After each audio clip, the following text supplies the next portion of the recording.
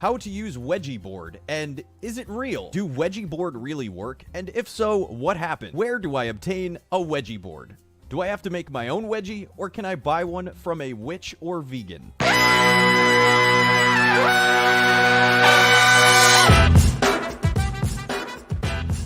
Good morning, sweet world, and welcome to the No Dunks podcast on the Athletic Network. It's Friday, August 21st. I'm J.E. Skeets, and joining us here, as always, we got Tass Mellis. What's up, homies? Hey, Tassie. We got the bearded one, Trey Kirby. Hey-o.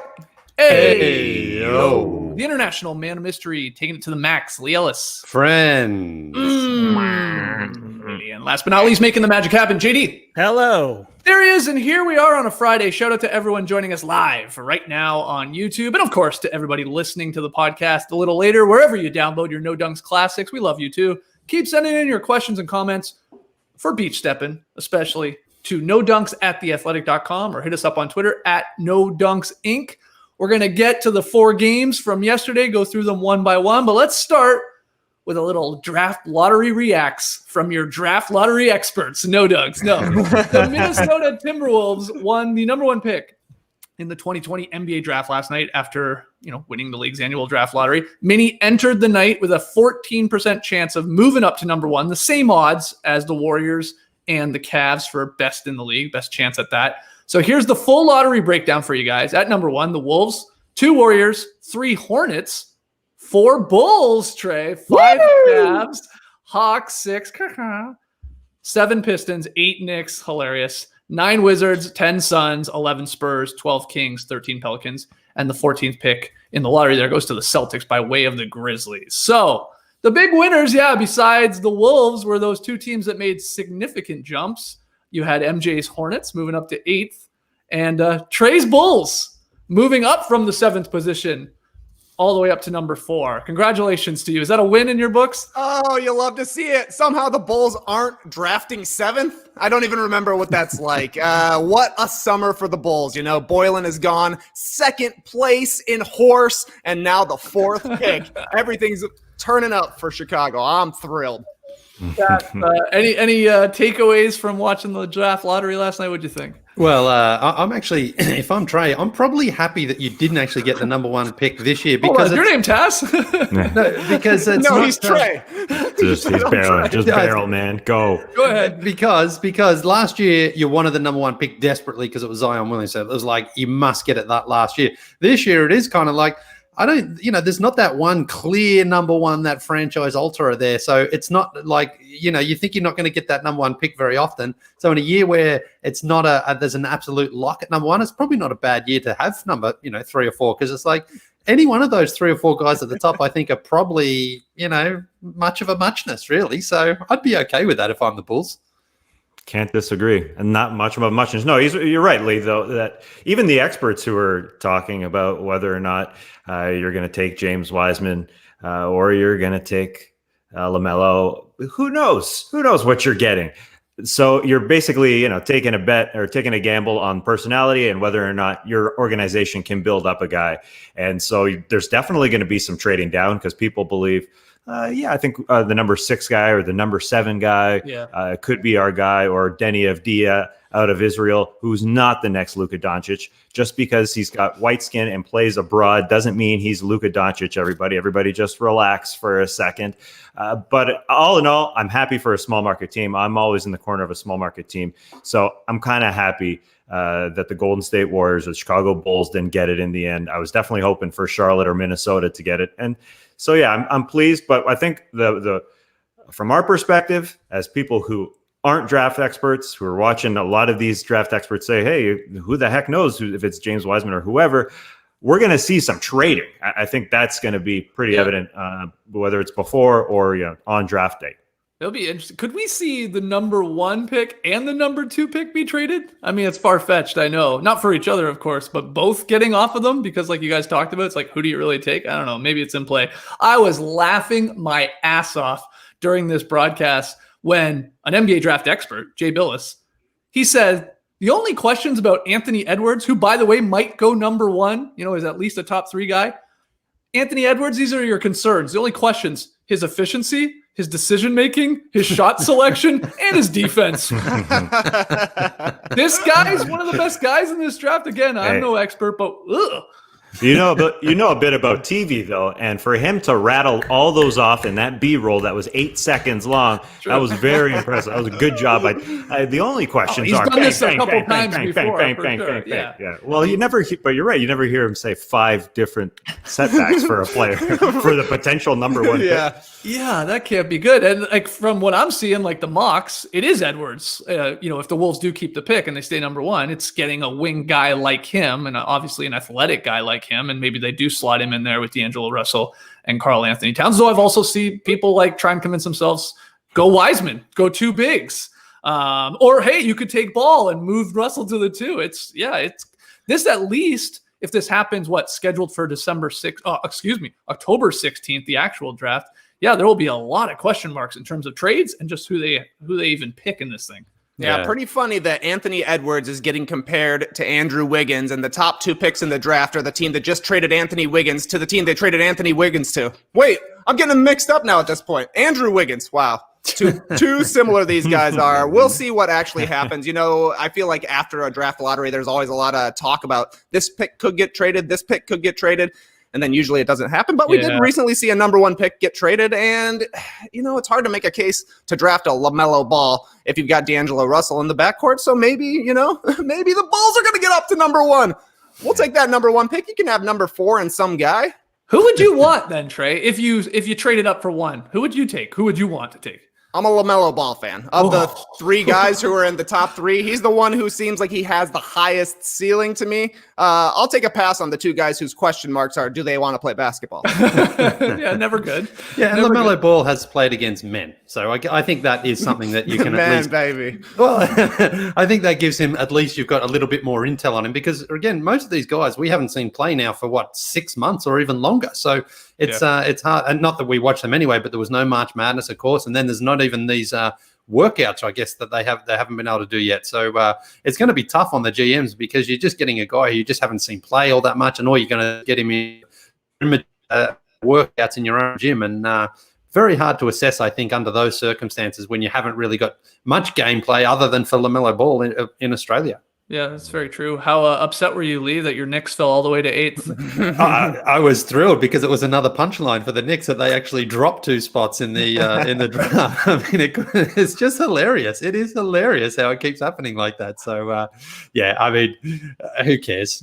Who cares? They'll screw it up anyway. It would have been funny though, as I was saying earlier, if the Knicks somehow got the number 1 pick and then they got this is not a Zion Williamson year, man. You're going to get a guy who might contribute, maybe not. No one really knows. So it's just hilarious. People think there's always a fix-in for the Knicks, that the NBA wants to make the Knicks relevant again, and then something like this happens. So if you think there's a conspiracy theory out there, I think it's been blown out of the water yet again. But this is a good year for the Knicks to pick 8th because they've got some great scouting. I'm sure they'll find their gem. Just let's all wait for them to pick. Hey, maybe LaMelo Ball falls to them. They're going to take somebody, and it's not going to work out. Yeah, that's just the way the Knicks roll. I think LaMelo Ball is so interesting though because I heard you scoff there a little bit, Skeets, when Trey said he would take him because the chasm between the spectrum of is he good or not is huge, and whether or not you let Trace mention about the other guys, do they want to play basketball? Well, LaMelo Ball, who the heck knows if he's going to put forth effort? I heard different raps on him, Sam Vecini of The Athletic, saying that on defense, a lot of the time, he's just wiping his feet, ready to go back on offense because he just wants to have grip on the offensive floor where he wasn't great. He shot 7 threes a game, shot 25%. He played in 12 games in Australia. It's not like there's a monstrous sample size out there either for a guy who the heck knows, man. I love those interviews, though, that one-question interview from Rachel Nichols. Hey, do you like basketball? Hey,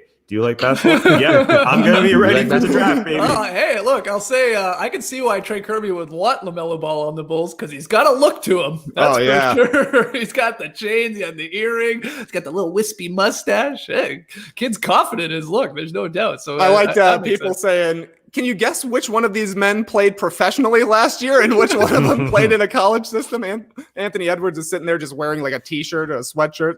And LaMelo, like you're saying, looking like The Rock, basically. Who knows, man? When you watch like the scouting YouTube clips, the weaknesses for the top 3 guys are all they don't care at all on defense. And they're showing you the clips. It's wiping feet. It's just standing around. Or if you're Wiseman, it's just being big and slow. But who knows what's going to happen? The great thing about a draft is that you get to be excited up until it actually happens. And then you get to be even more excited until your player fails. You know, the Bulls don't have a great history at the 4th draft pick. We're talking Marcus Fizer. We're talking Eddie Curry. We're talking Tyrus Thomas. So maybe we're putting this one on the Mount Rushmore of Bulls draft pick at the 4th spot. Yeah, the bonus of having all this time off is you have longer to be excited for no reason, right? Your draft pick isn't going to fail until February instead of November. Yeah, I texted Joe Mandy. Congratulations, he's a Wolves fan. I said congrats on getting the number 1 pick. He wasn't all that pumped for this draft, I'll be honest. He's like already texting with all my Hawks friends to try and trade for John Collins. Will the Hawks take the number 1 pick? You know, is there something that can be packaged there? We will see. We were speaking of LaMelo Ball's cool look. What about Steph Curry? I don't know if we've got a photo of that there, JD, but Curry with the cornrows. This an awesome look. I love this for Steph. And it was really jarring because I was catching a little bit of the DNC convention last night, and him and his wife and his kids, they had a fun little segment on there. And it was obviously recorded prior to him doing the rows here. But what do you think about this, Trey? Hey, man, it's a different time. You know, people are avoiding barbershops more, so we got to experiment with our hairstyles. Skeets, you're growing a big old long beard at this point. No different than Steph Curry going with cornrows. Hey, how long did your hair have to be to cornrow it, Trey? Because look where you I'm can at. do it. You Yeah, can do sure. it. You can do it for sure. All right. Oh, that's a great pick and pay. Highly recommended. You did That'll you go did it over once. well for sure. You did it in high school, didn't you? Yeah, I did 20 years ago. Times were a little different 20 years ago. Well, listen, the funny thing about cornrows is David Beckham, who anything he does looks cool, even with him, cornrows sucked. Cornrows sucked on him. So I don't think I'm going to try, but you never know. You never know. It'd be fun. A couple other things before we move on to the games, just from the broadcast. One piece of news that came out of this, Adam Silver was interviewed by Rachel Nichols. He said on the start of the 2020-21 season, so next season, December 1st, now that we're working through this season, it feels a little bit early to me. And he talked about how getting fans back in the arenas is a priority. That's something we had been talking about in the past that we've been hearing too. So can't imagine we're going to be tipping off next season in December. More likely tasks that we're looking into 2021, like actually in January or February, probably, right? Yeah, he said the quiet part out loud, saying that we want fans in the building, and so we're going to push it back as far as possible. And that's exactly what we've been saying the last few weeks. It makes the most sense, and it's nice to hear a little optimism from one of our leaders. That not that he is in the absolute know about when vaccines are coming out or when actual fans will be in the seats, but hey, it's nice to have some optimism out there that people will actually be able to do normal things, even if it's not tied to any actual reality that, hey, maybe 2021 will be okay. And you're watching the DNC yesterday, Skeets. Yeah, maybe there's a little optimism out there, but next year is next year. That there's hope. There's hope that we will have fans in seats. So definitely December is just, it's too early. Yeah, that way, I mean, we sort of always thought, what? This means like they're going to end October and they're going to be playing again in December. That was always sort of far-fetched, but yeah, here he was saying that. The other thing about this broadcast, I mean, I know they're doing the whole Zoom thing. Like, Rachel's in one spot. They've got all the experts all over the place. I mean, that's a difficult situation. We know all about that, but we got to start requiring some reactions from these team representatives, like whether they're in the studio or whether they're on the Zoom call. Otherwise, I mean, let's just put mascots in their places. Like, that would at least be funny, and they would react because that's all they can do. They can't say anything. It's just like, and I get it. It's like, what are you going to react when you cut to a guy that, okay, they stayed in the 10th spot. Like, what do you want to do? But I don't know. Let's get silly with it. I think they could have done mascots or something like that. It was just so like cut, nothing, cut, nothing, cut. There was just not a lot going on there last night. It was a little boring. Send the most animated member of your front office, and it solves the problem basically, right? You're saying, it's tough to celebrate when you're supposed to be drafting number 10 and you still get number 10, but just throw up a couple of 5s. Yeah, that's fine. That's good. Do something. Give people a taste. Yeah. The one other note, Hollinger and Tim McMahon, I mentioned the Celtics getting that 14th pick. They both mentioned on Twitter that the Grizzlies have finally given up the pick they owe the Celtics for the Jeff Green deal. 5.5 years later, Lee, 6 teams later for Jeff Green, who's now making a significant impact in the playoffs. We'll get to that in that game. He continued to have another good one, but that's done. That's over now. The Jeff Green, the pick there has transferred. Well, I think as well, people were saying that's the reason why the Celtics went basically with their full squad against the Grizzlies to get hold of that pick, I think. So that's probably a part of it. Yeah. Some of these things are like, they just go on and on and on. It's like, you just wonder if at some point someone's just forgotten about it or let one go. Because, I mean, it's, people just, because didn't the Heat trade someone, I can't remember who, for like a 2024 pick? Oh, yeah, that's still going around. Yeah. The Dwayne Wade trade, I think, with Cleveland, they gave a second-round pick in 2024. I mean, we're still 4 years away from that. I mean, at some point, they just go, you owe us that pick, don't you? What? Remember we traded Dwayne Wade 6 years ago? Oh, that's like anytime me and my buddy Grish make a bet on something, we have to write it down because 3 years later, someone's like, hey, you owe me $10 for that one time we bet on Team X to not win 50 games. Yeah. You gotta keep track of all these things for sure. Yeah, I thought that pick already conveyed to Dean Wade. That's how they fooled him. Oh, yeah, we already conveyed that pick. Yeah, the Wade trade. Final thing I wanted to add. I don't know if you guys have anything else. I was just looking at photos from the draft lottery and Getty Images, and I was just got a kick out of this. JD, I sent this to you so you can throw it up. Mark Tatum holding the cards, okay? Just have a look at this, guys. Did they Photoshop in the logo, or is Mark Tatum holding the card exactly the same? Because his face is a little different in some of them. I couldn't believe it, Tass. He's holding it so perfect, and the angle of the camera is so perfect. It's like one of those people who have Instagram accounts that's just the same photo of themselves over in every single square of their Instagram account. Totally. But yeah, he's just made for the job. There are slight differences, but he just does his job well. Slight differences. All right. So congrats to the Wolves. Congrats to Joe Mandy, and we'll see how this all shakes out come October, which still feels like an eternity from now. But we're almost to September, so it's not that far away. Okay. Let's get to the games, guys. We'll start in the Western Conference here this morning. Anthony Davis helps the Lakers rout the Blazers 111-88. 111 was the score of the day yesterday. A lot of 111s. But dominant win here from the Lakers. They tied the series up 1-1. Tass, what do you think? Well, the Lakers really put the clamps on Damian Lillard. That defense that has been good all year long came out and really shut down Damian Lillard, and they were up 17 at half. And I know the easy sort of storyline or the easy takeaway from this is, well, the Lakers are shooting well again. They just started shooting well. They weren't shooting well before. I don't think that was the case at all. They took away Damian Lillard big time, and we'll get to him in a second. But the first half, the Blazers only had 39 points, and they were down 17 to a Lakers team that was playing bully ball, and they only had 4 threes in the first half. I love how we talk about, hey, there might be 2 bigs on the Minnesota Timberwolves. This is a different Lakers team in that they were just going inside. It's a different team than everybody else basically in the NBA. And Anthony Davis is going inside, and the threes start to open up in the second half. But LeBron was really a post player in this game, and it just seems like he doesn't have the finishing ability to score around like a Yusuf Nurkic or really big guys right now. That's just what's happening. And maybe he'll shut me up because that was sort of the storyline when they were down 3-1 to the Warriors in 2016. Draymond Green goes out, all of a sudden, bang, things change. There's people saying he didn't have any ability. He just didn't have a move at the rim. But right now, he's just a passer. He had 4 field goals, and he didn't want to go into the lane, but he was playing from the post, and he was creating offense. And I just wonder if we are entering that era of LeBron's game. Is he going to be a post player predominantly a lot of the time? Because he is becoming definitely more of a passer and facilitator, and finally somebody scoring more than him on a team. And he can score basically when he wants, but he is having a little bit of trouble finishing around the rim when there's big dudes.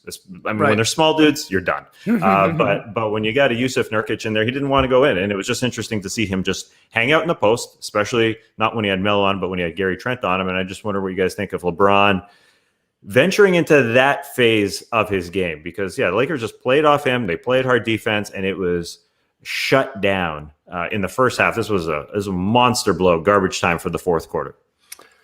Yeah, I mean, for me, Gary Trent has done a good job on him too in the post. It feels like, though, LeBron can take him anytime he wants, but he's either resisting doing that because he wants to make sure everyone gets involved and it's not just a LeBron takeover game, or it's just, he's 35. He's not quite able to dominate as easily as he has done in the past. It reminds me a little bit of Shaq, in those last couple of years there in Miami, where he was still good. Of course, he's still a great player, but he wasn't able to just throw guys out of the way like he could in his prime. So, I think that's a factor as well. But I think mainly it was just the Lakers came out yesterday and were like, basically pick Lillard up from full court, get on him. KCP was on him pretty much at the start there. Try to kick the ball out of his hand as much as possible. Let those other guys try to win the game for them, and they weren't able to do that. And on the offensive end, just way more aggressive, particularly with Anthony Davis. He's the best player. Let's just get him involved early, get him a lot of buckets, get him to the free throw line, and just really dominate as much as we can. So, that's the sort of response you often see from a LeBron-led team in game two when they drop that first game. It's like, okay, we're not messing around here from the start.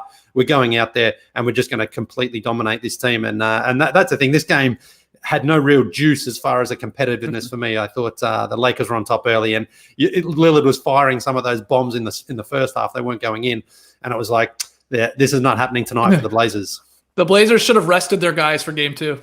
They should have not even put them out there. I'm half joking too. It's like, okay, we got the one game. Now let's give these guys a day off, a game off.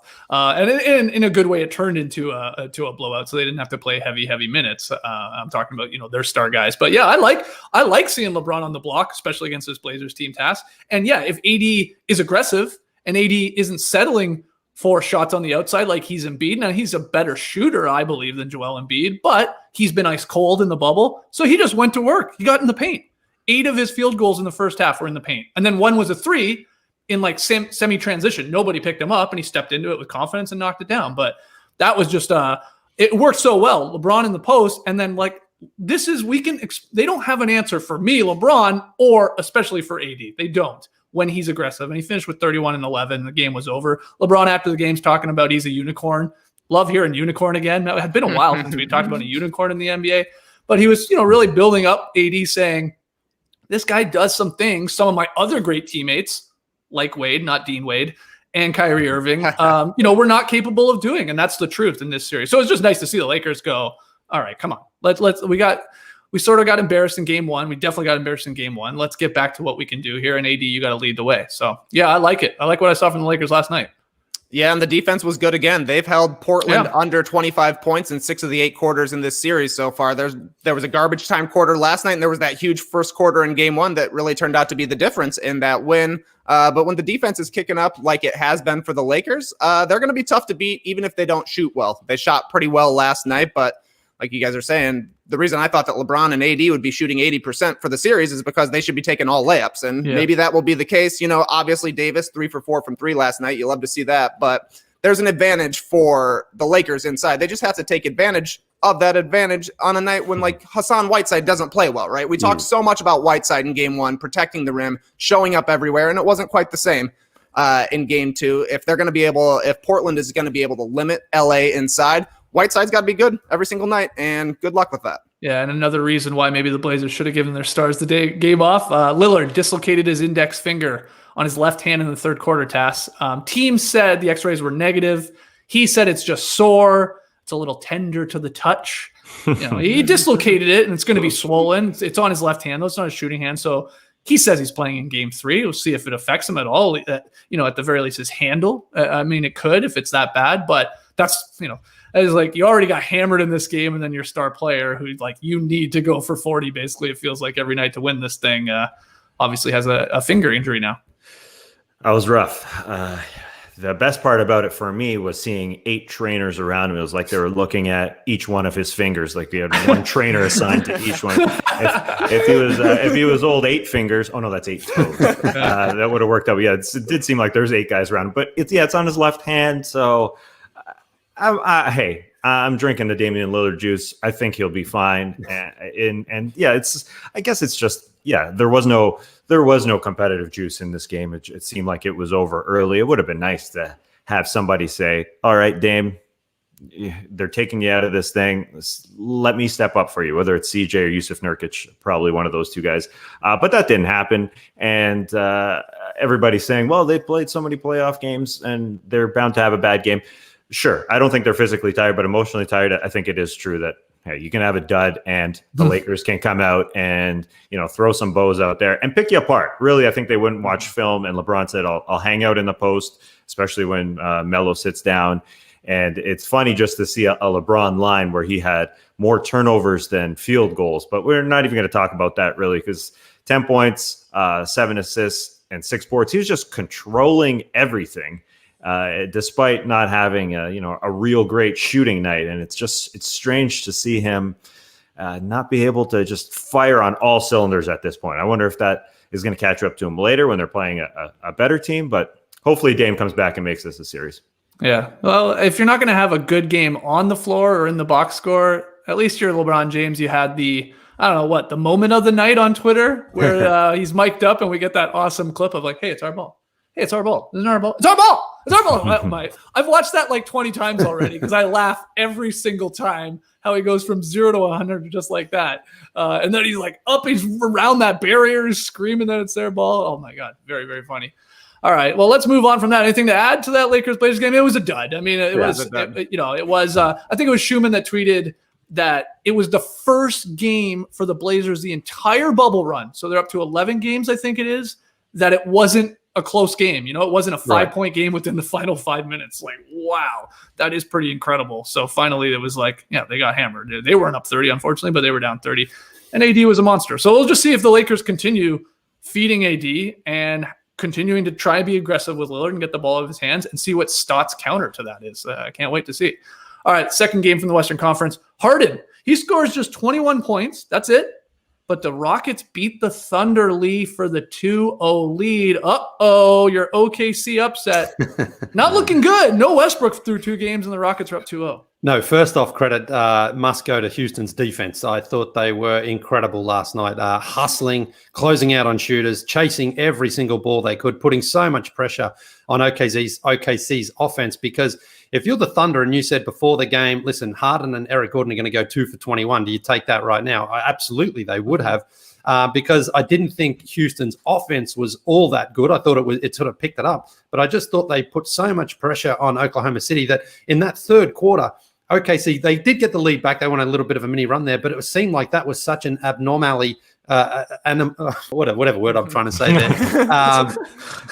Because anomaly, that's it. Because otherwise, OKC's offense for the second game in a row just looked absolutely awful. It's so stagnant, so much one-on-one stuff. And honestly, I can't believe I'm saying this. They were better when Chris Paul was off the floor yesterday. He looks like he's coming into this season and he's going to make an all-NBA team, whether it's first, second, or third. I thought he was a spry 35-year-old, really turning back the clock, looking great. In the bubble and these 2 games so far, he all of a sudden looks like a very old 35-year-old to me. He doesn't seem to have that energy that we've seen from him. And I'm really concerned. He talked about after the game saying, listen, I got to pick it up. But I'm like, why he couldn't pick that up in that third quarter yesterday was a real surprise to me. And when he went to the bench and you saw Gilgeous-Alexander and Schroeder out there, Schroeder wasn't actually very good either. Schroeder was horrible. Yeah. But the ball at least moved and there was a little bit more energy out there. And that's the real concern. For the Rockets, I think this is a fantastic result. 2 very good wins. And obviously now they're the favorite to advance in this series. And will they get Westbrook back? I mean, again, I think they probably keep him out as long as they need to while they're ahead in this series and playing so well. They're getting contributions from everybody, and it's tough. Yeah, I picked the upset here for the Thunder, but man, right now it is very tough to see how they're going to get back into this series because their offense has just been awful. And the Rockets, I mean, again, they had 0 turnovers in the first half yesterday, and they were still shooting the ball badly, and they get a comfortable win. So that's to me some good signs here for the Rockets. They seem to be clicking right now. Yeah, there was that moment where SGA went on a run. He was like splashing threes, but then the Rockets went on a 17-0 run in the fourth quarter to turn what was a deficit, a 3-point deficit, 80-77 into a 14-point lead. And they won an ugly one. They were not like, they hit 19 threes. You're like, well, that's a lot. They shot 56 of them. So, and shot 42% from the floor. Not amazing at all. Dort did a great job. He was back on Harden and bottling him up, and Harden shot 2 of 11 from 3. But it was the defense task. It really was like pretty damn impressive. Now, I think OKC's helping them out in that regard. There's not a lot of movement going on around the perimeter or off ball, I guess is the best way to put it. So it's maybe a little easier to switch everything and you know where everybody is because the ball's not zipping around. Players aren't moving around, but still, man, we got PJ Tucker box out highlights in this one. Gang rebounding highlights. So, the 3 Rockets digging down on Adams to stop him from tipping the ball to himself. They just were playing way harder. And they're the team that's up 1-0 in this series. That was the shocking part to me. Yeah, they're ready for the playoffs. I think that's what it is. I think the OKC still a little bit of deer in the headlights going on. They're just not as scrappy. And that 17-0 run in the fourth quarter that really settled things, most of it without James Harden. Without Harden, yeah. Yeah, I think 2 things. From the OKC side, yeah, they're on the offensive side for OKC, yeah, they're loading up big time on the ball. And Houston is ready to rotate, but at the same time, I think OKC's playing into that loading up a little too much. Swing that baby more. Use a lot of the shot clock because Houston just wants you to, fire up a shot or use one action. I think they just need to use a lot more actions. And from the Houston side, yeah, James Harden not on the floor for that big run. And even though Eric Gordon didn't have a 3 in this game, was 0 for 10 from 3, at least he was getting into the paint. He is playing Russell Westbrook light. He is driving his ass off. And, Harden had 5 twos, 11 threes. Well, at least Eric Gordon was getting into the lane. He split his 2s and his 3s. He took 10 twos and 10 threes, and that was the key for me. He needs to get in there and be able to spread the ball out so Daniel House and PJ Tucker and Jeff Green and Ben McLemore and Austin Rivers, who was great, to get to hit those 3s. So he's playing his role perfectly. I was very surprised to see Eric Gordon do that despite having a bad night. That was great. And the third thing is we talked about guys who are in the number 2 role not getting criticism, like Paul George, Chris Middleton. We'll get to that guy, and Tas Melis, because I also chose OKC in this series, but because Lee made that prediction a long time ago, he's going to get the ridicule, while people are going to overlook me taking it. So it'll be a longer series. Shai Gilgeous-Alexander, I think that was the bright spot for OKC, that he went from game 1, what are these playoffs? I'm a good Canadian boy. Looks a little too rough and tumble for me, to I'm going to ball out in game 2. So that was big, and Lou Dort was big. But man, move that frickin' thing. Yeah, Trey, takeaways from this one? Chris Paul's got to be better. I mean, the number 2 guys maybe should get some criticism, but the number 1 guy here for OKC has said himself, I've got to be better. It's as simple as that. And I think that's 100% true. He had 29 and 9, I think, in the first game, but most of those points came in the fourth quarter. We always praise Chris Paul for controlling the game and getting his teammates involved and then taking over in the fourth quarter. That can't happen anymore, because if OKC's down in the fourth quarter, it gets tough to play 2 of their starting players, right? Dort, he does great defensively, but he's scary when he catches the ball offensively.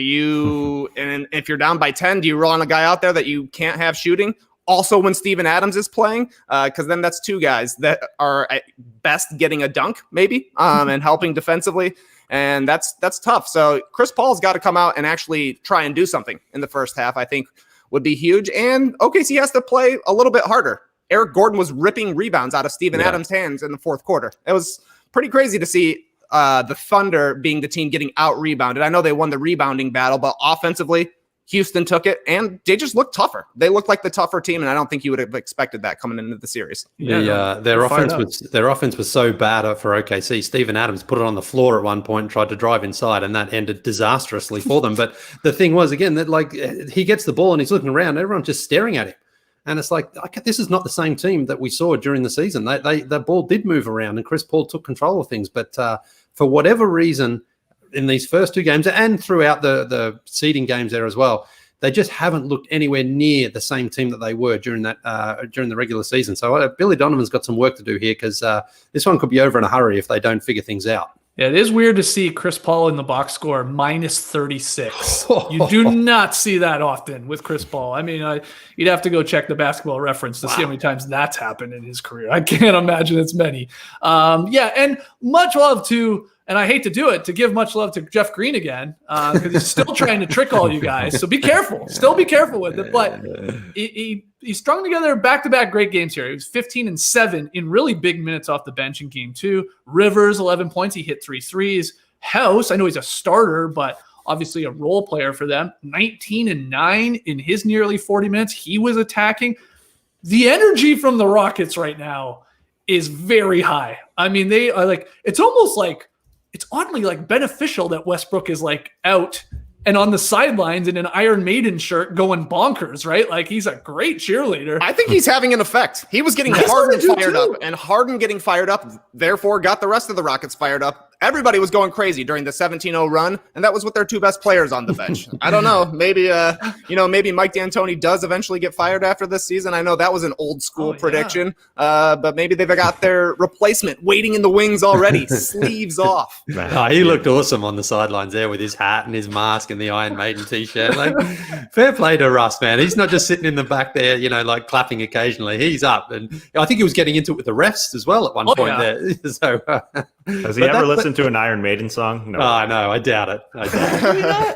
I could see Iron Maiden maybe playing in the locker room pre-game, maybe getting them amped as they come out. No, obviously not. There's one more thing I wanted to add from this broadcast, just because I was like, what? Lou Dort, back. Again, he did a great job. And we talked about Harden oddly having sort of bad game twos in a lot of series in his playoff career. He has monster game ones, tails off in game two. But, Dort was a big factor, I think, in this one. He does a great job of trying to stay in front of him, and he does. JVG on the broadcast, the notorious Jeff Van Gundy, at one point says, there's going to be a lot of babies named Lou in OKC after this performance. What? I mean, he played all right. There's not a lot of babies being named Lou for this game 2 loss where Dort did a decent job playing on Harden. I missed that. I did not hear that, but I'm glad I missed it actually. But yeah, Dort physically and athletically can keep up there with James Harden. Like he sort of gets in gets right in his grill. But the Rockets will let Dort shoot all day on the other end. So it's that's the sort of payoff there. But again, James Harden, he won't care. He won't care if that's the sort of result they get when those other guys are hitting threes, because they went on another cold patch, Houston. I think they missed like 15 in a row. Yeah. And that's the sort of situation where it's like, see, when the threes are falling, that's great, but when they're missing, they're terrible. But it didn't cost them in the end last night. So, that's a good sign for Houston that other guys are still stepping up and hitting threes outside of, Eric and James. No, they look great defensively. Again, switching everything. You can hear them on the broadcast talking to each other. Like they're that amped up. So kudos to them. Take the 2-0 series lead. All right, we're going to get to yesterday's 2 Eastern Conference games, but first, a word from our sponsor. Okay, over to the East. Let's start with the Bucks. Bounce back. Defeat the Magic. 111. There it is again. 111-96. They tie this series up. Not much of a shock here, I would say, Tass, but what'd you think? You were all amped for this game, too. Well, Lee said we should be worried about the Milwaukee Bucks. I don't know how Lee feels, but I was uninspired by the Bucks, really, in this game. The Magic came out and were clanking the first quarter. They scored 13 points in the first quarter, and it felt like it was over. Hey, they don't have a very good offensive team. They don't have Aaron Gordon. A lot of those threes in game number 1 were just sort of luck of the draw. They're not going to shoot threes like that again. And their offensive player that has a lot of juice, Evan Fournier has juice, but Nikola Vucevic, I think, he scored in this game. He had 32, but those long twos that he's taken, take a step and a half back, bury some extra points, get that 3 going. Yeah, you lost by 15. If you turn some of those long twos into some extra points, I think that helps Orlando. But that's the team they are. They're not going to hit threes. And I found it uninspiring because I didn't think the Bucks were all that phenomenal in this game. Giannis Antetokounmpo did the exact same thing that he did in game number 1. But Brook Lopez stepped up for me. And I think Brook Lopez is their clear number 2. Even though Chris Middleton will throw out that 50, 40, 90 number, and he was an all-star, and there was some I forget who it was. It went in one ear and out the other, but some crazy MVP talk. I don't know why that happened, but because of those stats, because people like those stats. But he doesn't step up in the postseason. It's not there. And I know you've talked about it before, Skeets. Brook Lopez, at least when Giannis he's a distributor. He's not always going to be able to dunk the ball. When you face a good defense, when they face, whether it's the Heat next round or the Celtics Raptors in round 3 or the Clippers or Lakers in round 4, he's going to pass out. That's what's going to happen. And I don't know who's going to make those shots. I know Brook's going to fire. He is going to fire. At least he's going to think he's going to be able to score. Chris Middleton, I'm just not sure. There's something going on there. The worry with the Bucks is that Brook Lopez. I'm confident, but then 3, 4, 5. Chris should be that guy. But I'm definitely worried about this team going forward. So yeah, they get a W against Orlando team who's not going to score all that many points. And yeah, Milwaukee was fine defensively because they're that good.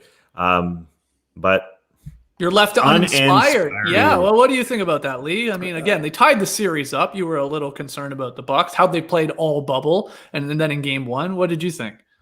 No, I agree with what Tass is saying there. Like, they got the win, but it's like, okay, you should get this win too. They've got 3 more games at least in this series where they can start to hopefully find a little bit more of their groove. And I think a lot of it does come down to Middleton, because I think they need Middleton to be the player he was during the season if they are going to go far. And so far, he can't get into a groove. But, you know what? I'm not that worried about that. And I've knocked Middleton before because he's had a lot of playoff duds. Yeah, 2 points, I think it was yesterday, 1 for 8. He's 5 for 20 in the series. Would you be at all shocked if suddenly Middleton goes for a 40 in one of these games? He is oddly like 40? that. Yeah, I would be surprised if he went for 40. He could have 40, but the worry is that they don't know who's going to be on the floor at the end of the games, if it's Bledsoe or that's a concern. So they need a little affirmation. They need a little confidence in their all-star. I think I get what you're saying. He is going to have a breakout game, but then it wouldn't be surprising. He is a number 2 that we don't ridicule because it's not surprising when he goes from a 25, 30 point night to a 5 point night. And I just don't know who's going to produce on this team. And if you can't count on your all-star, then hey, man, we're going to be counting on Wesley Matthews. Man, we're going to be counting on Pat Connaughton to let them fly. Yeah. And I love you, Big Pat. Let's get hearing about all your sports that you're really good at, but we're watching the basketball playoffs. It's not that important that you can throw a football 65 yards and that you can throw a baseball 85 mph. It's just not that important right now. And he had a good game, but again, Budenholzer, he's not stopping going 11 deep. He's just not stopping. It's incredible how many guys he pulls off the bench in this game. So I just don't know how you can say, yeah, man, Pat Connaughton's going to come through. Korver's going to come through. You're asking a lot. Right. Well, I mean, it sounds like what you're saying is that the Milwaukee Bucks aren't going to make it to the NBA Finals. It's possible. I like that they do have like maybe they would lose to the team that wins from the Raptors and Celtics second round series is what you're saying to me. I don't know if you're saying that the number 2 player on the Bucks is Brook Lopez, who also was invisible for last season's playoffs. That's not a good sign. He shot 29% from 3. Brook Lopez is out there to shoot 3. He shot 31% from 3 this season.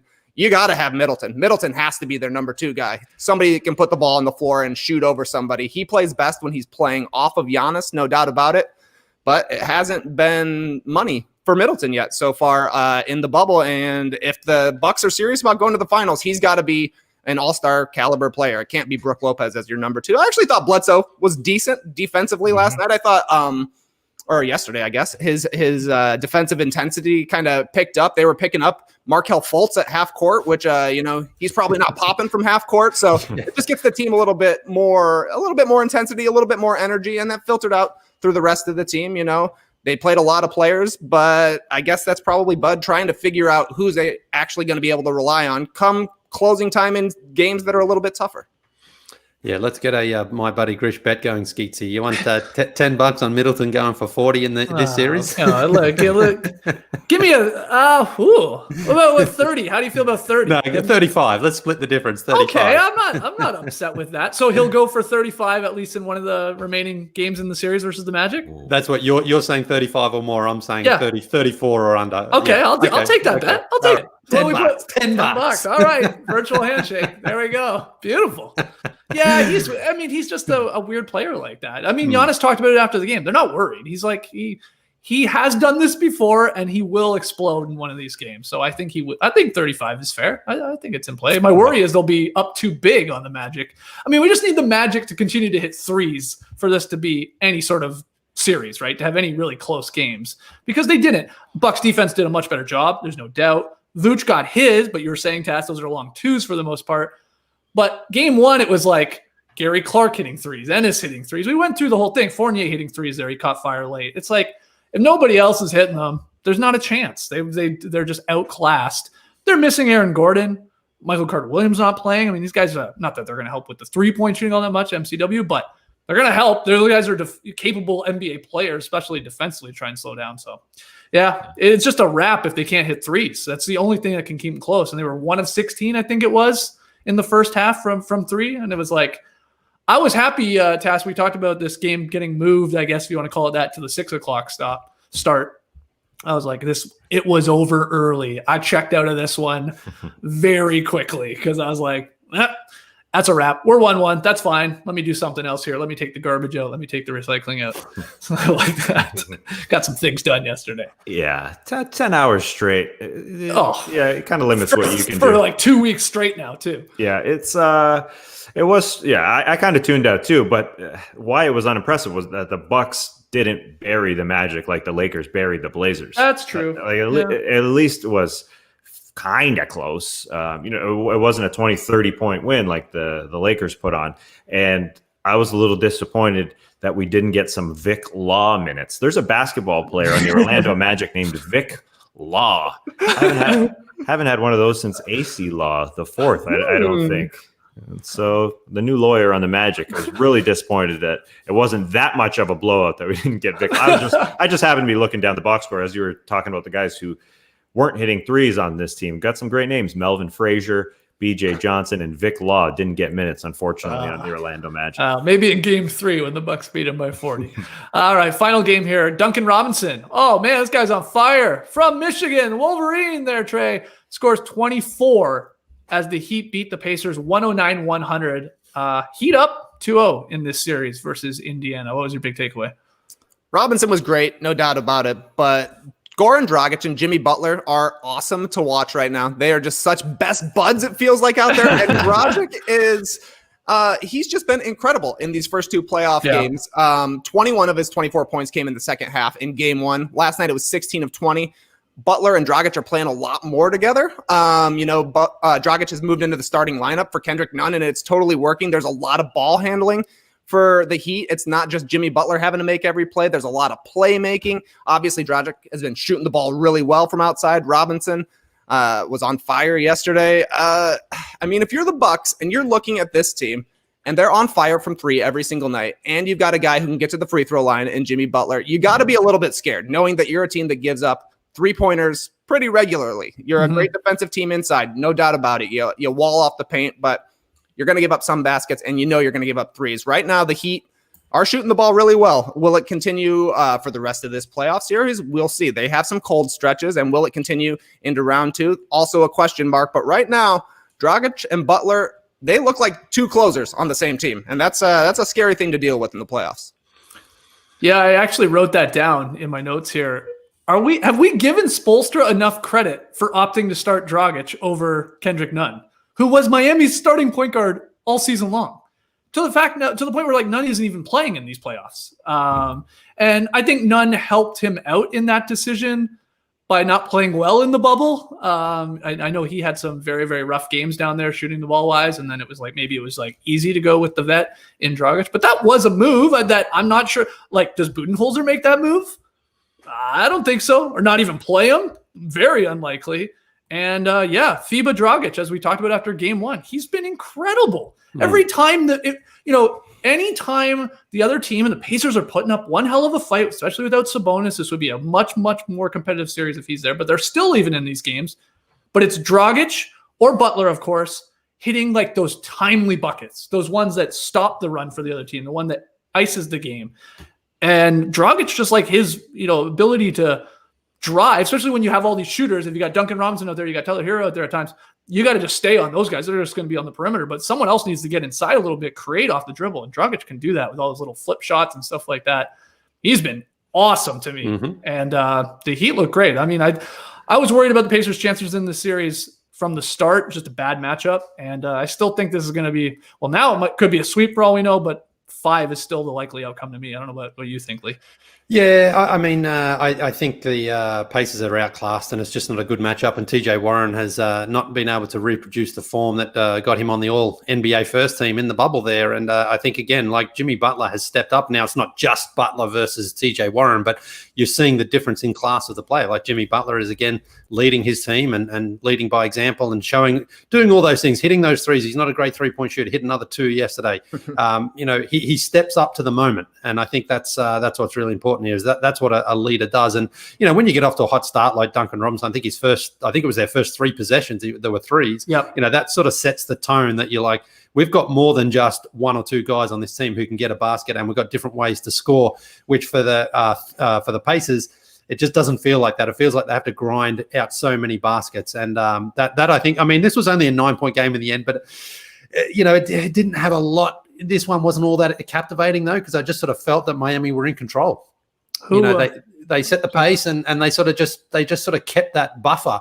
I thought from Indiana, it just didn't feel like Indiana, like they were working so hard to sort of stay within the game, but it was like Miami can kind of take this anytime they want. And it's going to be interesting to see if Nate McMillan has any adjustments in the next 2 or 3 games, I guess. But I feel like Miami's pretty dominant so far, and they know that. Bam, again, he didn't have a great game yesterday, but he's just so impactful, I think, at both ends when he wants to be, because he can jump so high. He can get to every ball defensively, and then on the offensive end, they've got that option to run the pick and roll, or he's got that little flip-up shot too. So they've got so many weapons there that I just don't think that Indiana can compete with. Tass, anything to add to this one?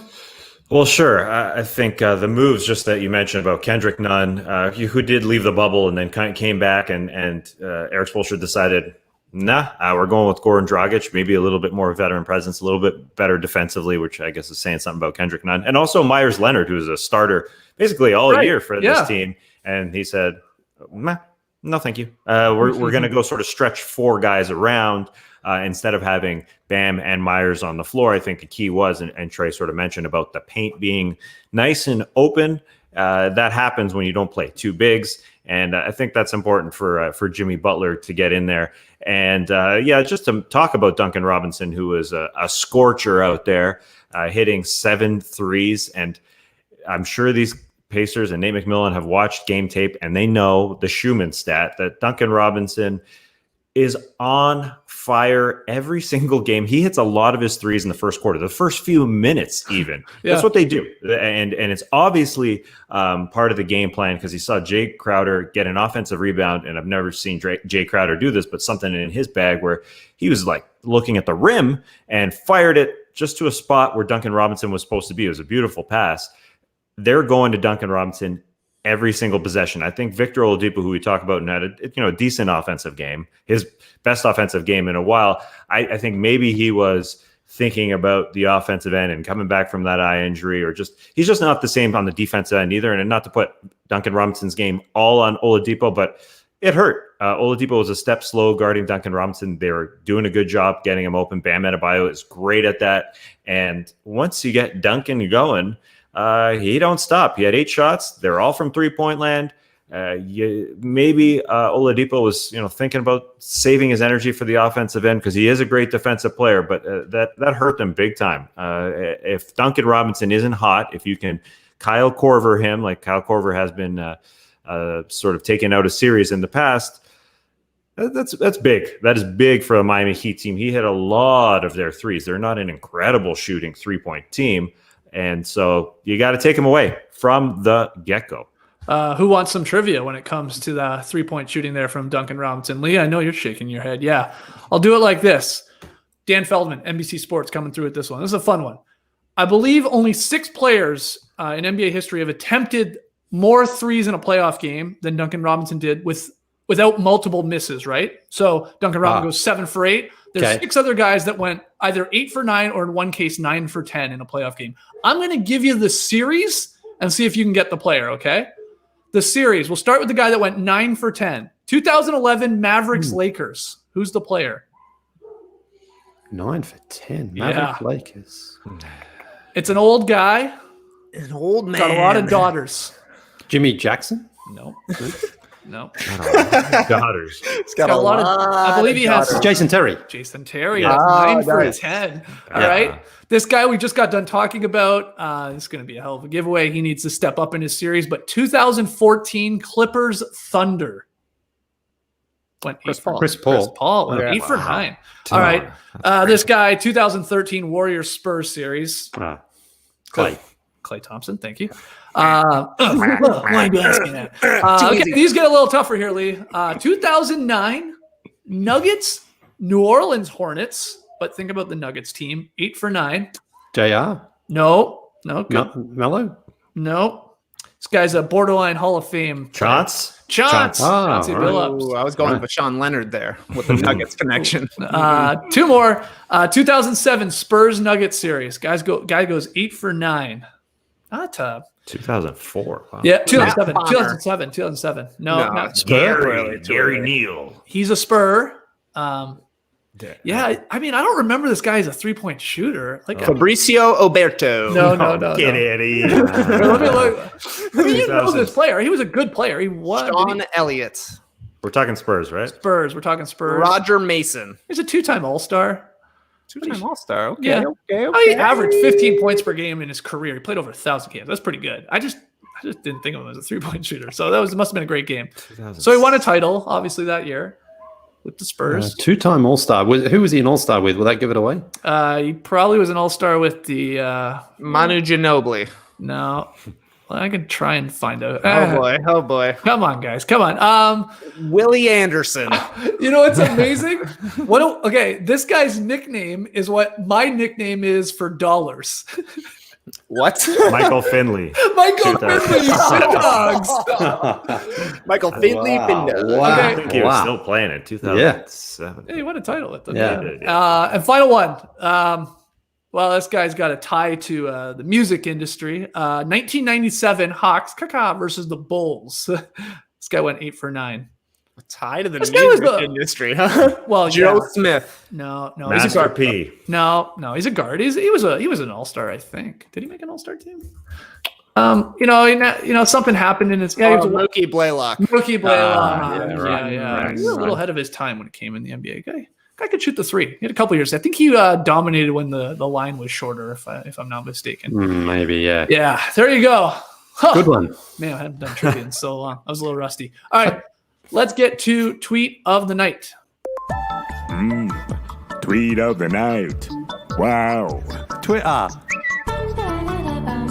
All right. I mean, we don't need to overthink this one. Lakers running away with the game last night. ESPN's Mark Jackson, he began discussing some of George Karl's former teams and the perceived lack of defense because he was talking about Melo having played for the Nuggets under Karl.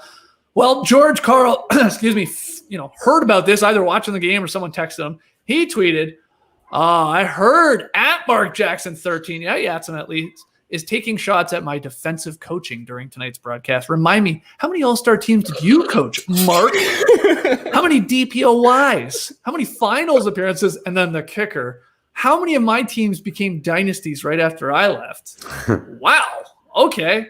Well, right before midnight, Mark Jackson, after the broadcast, I guess, right near the end, he responded with the quote tweet.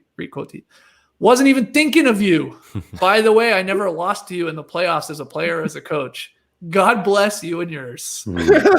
So, yeah, a little coach beef here. Former coach beef between Karl and Mark Jackson. I loved Tom Ziller's breakdown of that response from Mark Jackson in his newsletter today. 1, I wasn't talking about you. 2, if I was talking about you, just know that I beat your ass in the playoffs as a player and a coach. And 3, blessings. Pretty funny response. But, this is like sort of like, I don't know, just out of nowhere. And I know George Karl's been coming up a lot here on the broadcast. Lee, you've had your eye on a lot of his tweets. I think Taz has too. So he was dropping some spiciness there last night. Maybe overreacting a little bit, but I guess maybe they hate each other. I don't know. Yeah, I mean, you wonder about the beefs. Of course, that goes back to the Nuggets and Warriors series when the Warriors upset the Nuggets in, I guess, 20-something, 13 or 14. I can't remember. 13. When Mark Jackson apparently had the intel from Andre Iguodala. Right. Yeah, in that series. And then he joined the Warriors the next season. So I think there's probably a little bit of bitterness still from that series, if you ask me.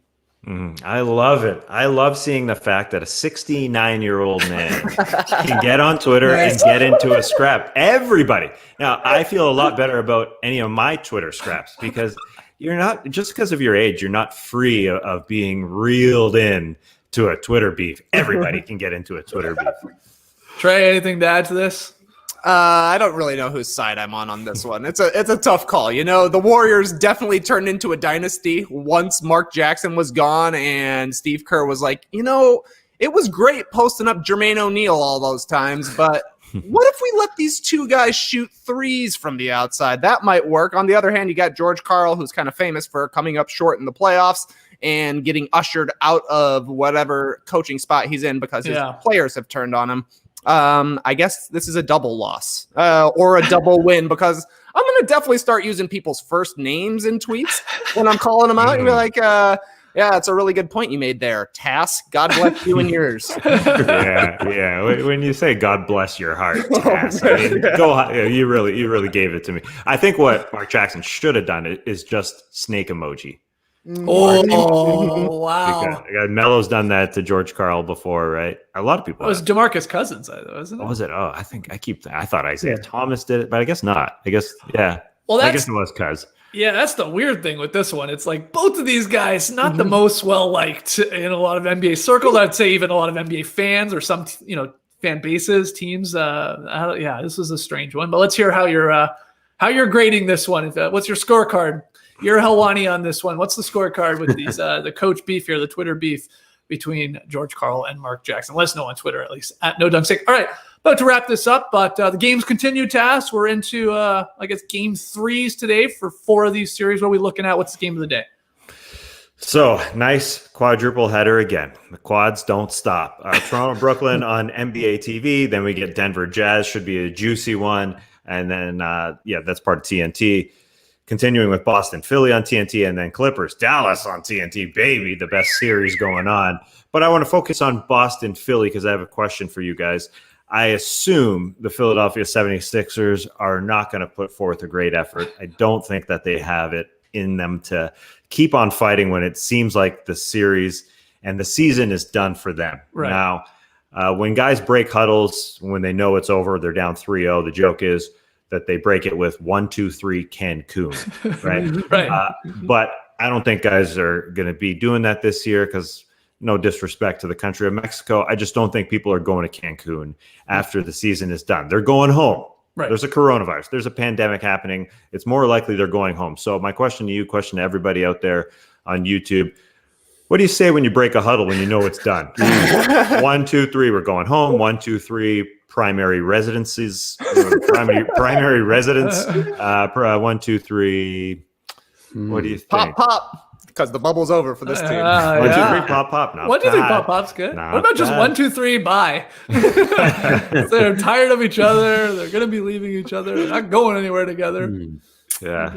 1, 2, 3, home quarantine, according to Sarah Gray. That's good. Yeah. That's good. 1, 2, 3, home quarantine. 1, 2, 3, family time, according to Zach there. Okay.